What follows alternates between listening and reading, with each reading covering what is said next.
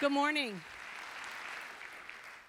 So I wanted to tell you a little story about how the heck I got here.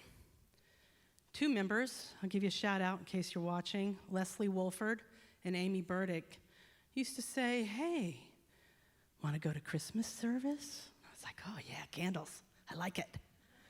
So I'd do that a little bit. We actually had real candles then. Yeah, well, It was oh, sorry. We never used real candles. And then they kind of said, how about Easter? And I was like, okay. brunch. Coffee. They bribed me with good coffee afterwards. So I started coming, and then it was like, what the heck do these people believe? And then I found out.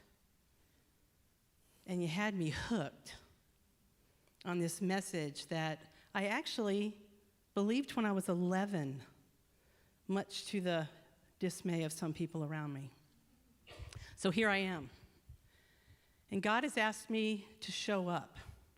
And boy, that was not something I was used to doing at all. I know you might find that hard to believe, because I get up here and I sing and I talk and I'm crazy and whatever, but you would not have gotten the real me before this place, before you.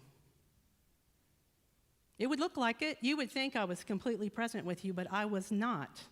I was hiding, because that made me feel safe. That's how it had to be for me until I got here.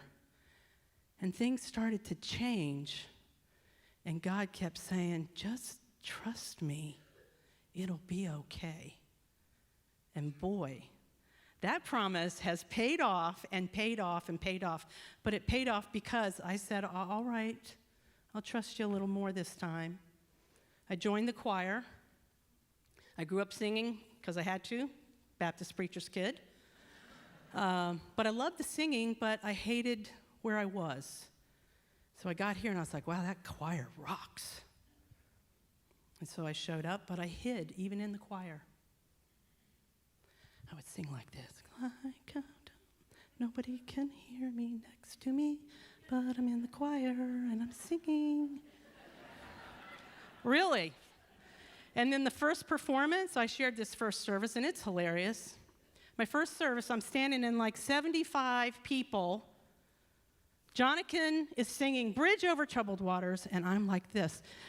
Like a bridge, I'm not kidding, over troubled water. And my friends in the audience were like, what is wrong with her?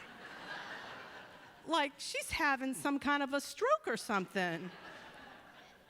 And clear as day, in my ear, my left ear as a matter of fact, I heard a voice that said, it's just God singing. And they saw me go from this to this.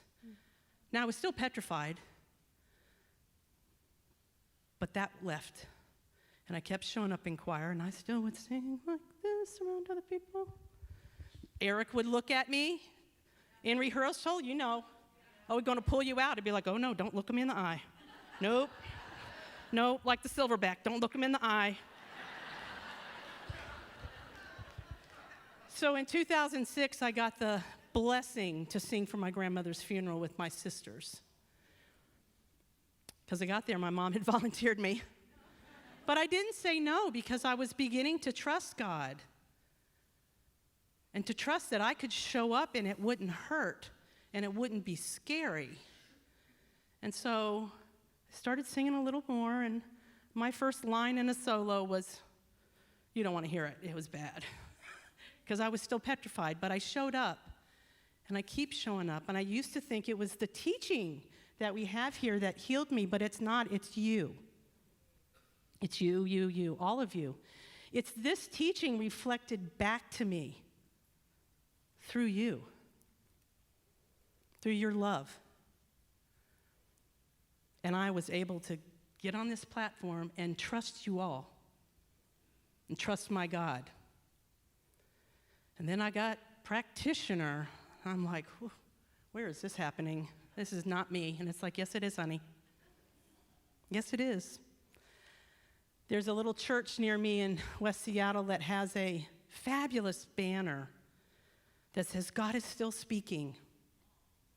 It's good, isn't it? The other banner I love is that never place a period where God has put a comma. So when I left the church, I put a big old period on the end of that sentence when I was 18.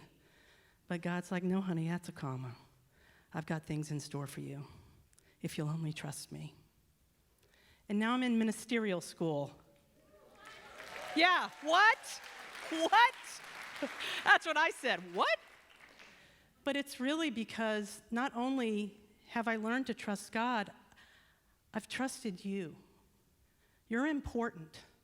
You're important to this community. Every single person has a role and a part and something that God wants to bring out and can only do it through you. That's why you're so important. We're not the same without you.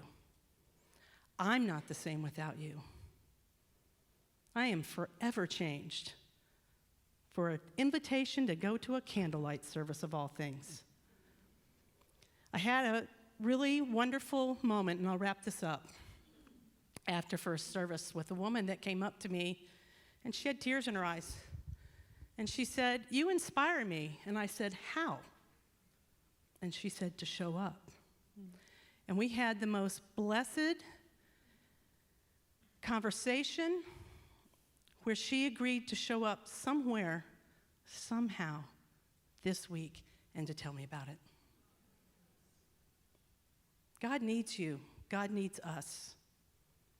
And when you feel that, those tears in her eyes, that was her inside that knew why she came here. I believe you did not come here when God said, "Hey, will you go?" And you went, "Sure, but I'm going to hide. And I'm not going to be a member of anything. Forget about it." Good Lord, I can't believe in that.